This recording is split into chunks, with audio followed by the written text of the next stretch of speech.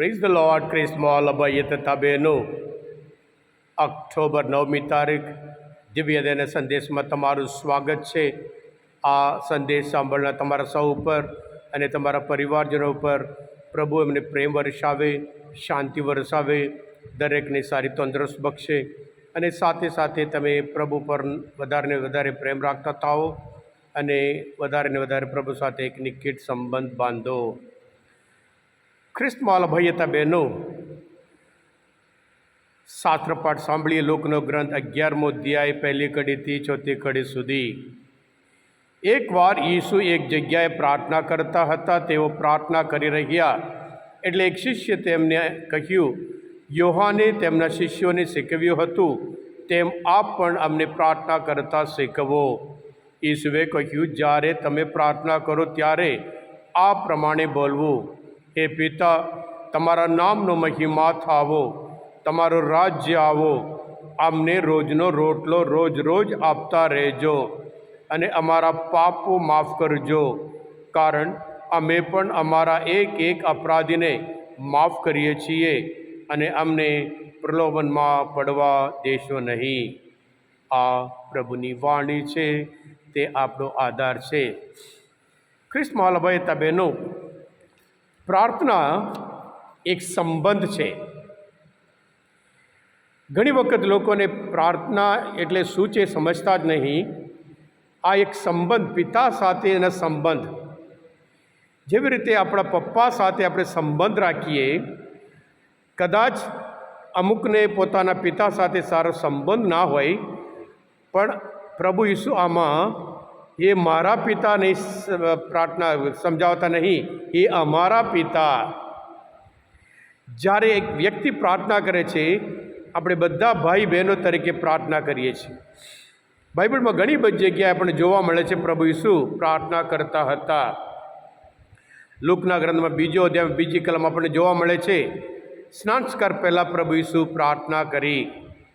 અને પ્રભુ ઈસુ એકલા હતા ત્યારે પ્રાર્થના કરી એમ કરીને લૂકના ગ્રંથમાં 5મો અધ્યાય 16મી કલમમાં આપણને જોવા મળે છે. અને લૂકના ગ્રંથમાં 6ઠ્ઠો અધ્યાય 12મી કલમમાં આપણને જોવા મળે છે પ્રભુ ઈસુએ આખી રાત પ્રાર્થના કરી. 12 શિષ્યને પસંદ કરતાં પહેલાં પણ પ્રભુ ઈસુએ પ્રાર્થના કરી. પ્રભુ ઈસુના જીવનમાં પ્રાર્થના એમના કેન્દ્રમાં હતું, આધાર હતું. એટલે સંબંધ હોય એમાં આનંદ હોય, એમાં શક્તિ હોય. અને પ્રભુ ઈસુ પિતા, એમના પિતા પરમેશ્વર સાથે જે સંબંધ, એ અમારા બાપ, એટલે વારંવાર એમની પાસે જાય છે. એમના જે મિનિસ્ટ્રીની સફળતા એ જોઈએ એ પ્રાર્થનાના લીધે છે.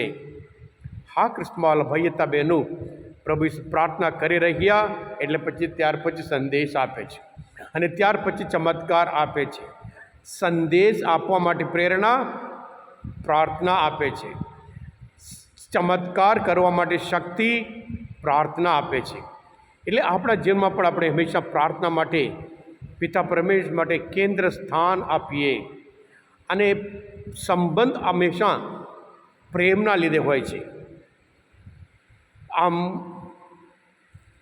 એશિયાના ગ્રંથમાં 63મો અધ્યાયમાં 6ઠ્ઠી કલમમાં પણ આપણે જોવા મળે છે, 16મી કલમમાં, જૂના કરારમાં પણ એ લોકો પિતા પરમેશ્વરને પિતા કહેતા હતા. કહે છે, તું તો અમારો પિતા છે, ભલે અબ્રાહમ અને યાકોબ અને અમારા અસ્વીકાર કર, તો એ તું પ્રભુ, તું અમારો પિતા છે.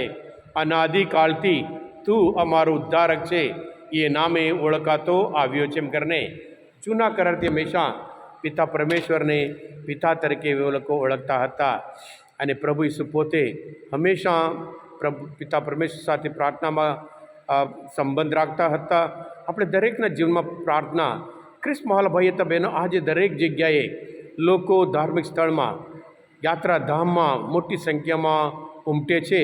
એનું કારણ વધારે ને વધારે લોકો પ્રભુ ઈસુ પોતે પ્રાર્થના કરતા હતા એ જોઈને એમના શિષ્ય પૂછે છે, અમને પણ પ્રાર્થના કરતા શીખવો. હા, ખ્રિસ્તમાં ભાઈતા બહેનો, પ્રભુ ઈસુ એક આદર્શ જીવન, કારણ એમને એ પ્રભુ પોતે જાણતા હતા એમ પિતા કેવા છે. એ દયાળુ છે, માયાળુ છે, ક્ષમા આપે છે, એ શક્તિ આપે છે. દરેક રીતે પિતા પરમેશ્વર એમની સાથે હતા. અને એવી જ રીતે આજે પણ ઘણા બધા લોકો જતા હોય એમને પ્રાર્થના જ્યારે ઈશ્વરના ખોજ કરીએ ત્યારે ઈશ્વર આપણને મળે છે. પ્રભુ ઈસુ પોતે પ્રાર્થના માટે જતા હતા અને જેટલું આપણે પ્રભુ પાસે જઈએ એટલું પ્રભુ પોતે પોતાના વિશે પ્રગટ કરે છે. જેટલું પ્રગટ કરે એટલું આપણે પ્રભુ ઉપર વધારે પ્રેમ રાખીએ. જેટલું પ્રેમ વધારે રાખીએ અને પ્રભુ આપણો પ્રેમ રાખે છે, આપણો સંબંધ એક મજબૂત સંબંધ બને છે. અને પ્રાર્થના એક આનંદની વાત છે. પ્રાર્થના આપણે દરેક માટે એક ઉત્સાહની વાત છે. શું આપણે મનનચિંતન કરીએ, પ્રાર્થના માટે ક્યારે આપણે ઉત્સાહપૂર્વક રાહ જોતા હતા? જમવા માટે, ખાવા માટે, ઓફિસમાં જવા માટે, જાત જાતના કામ માટે ઉત્સાહ હોય, પ્રાર્થના માટે ઊભા હોય. પ્રાર્થના માટે પણ ક્યારે હું મારા પિતા પ્રભુ ઈસુ સાથે હું પ્રાર્થના કરવા બેસું એમ કરીને સમય કરતા, રાહ જોતા હતા, ઝંખના કરતા હતા. જ્યારે આપણે ઝંખના કરીએ અને ત્યારે પ્રભુ પાસે જઈએ, પ્રભુ આપણું જીવન સફળ બને છે. પ્રભુ આપણે દરેક કાર્યમાં જરૂર સફળતા બક્ષે છે. હા ક્રિસ્તવાલા ભાઈ હતા બહેનો, આ મનચિંતન પ્રાર્થનાની બાબતમાં તમને પ્રભુ વિશે ઓળખવામાં મદદરૂપ થયા હોય, પ્રાર્થના વિશે જાણવા માટે ઓળખવામાં મદદરૂપ તમે પોતે દિવ્ય દયાનો સંદેશ સબસ્ક્રાઈબ કરજો, બીજા માટે પણ ફોરવર્ડ કરજો, કારણ તમે બધા આશીર્વાદિત છો, અભિષિક્ત છો. પ્રભુ ઈસુ, હું તમારામાં વિશ્વાસ રાખું છું. બોલો દિવ્ય દયાનો જય.